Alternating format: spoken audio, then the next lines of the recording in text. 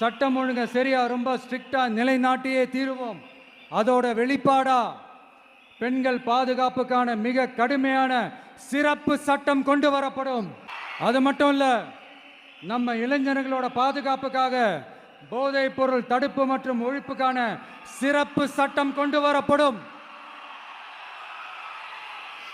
And I will visit one district headquarters, that is the collector's office of Tamil Nadu, to meet the public of that particular district and receive their petitions. இதை நான் ரெகுலரா பண்ணுவேன். இதெல்லாம் செய்வோம். இதோட நாம சொன்னதெல்லாம் கொஞ்சம் கொஞ்சமா நம்ம ஆட்சிக்கு வந்ததுக்கு அப்புறம் செஞ்சு காட்டுவோம். சொல்லாததையும் செய்வோம், அது வேற விஷயம்.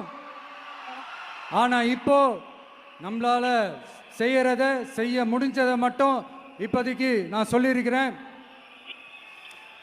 மக்களே, நாளைக்கு ஏப்ரல் 23ஆம் தேதி அன்னைக்கு ஒரு நாள் மட்டும் இந்த விஜய் சொல்றத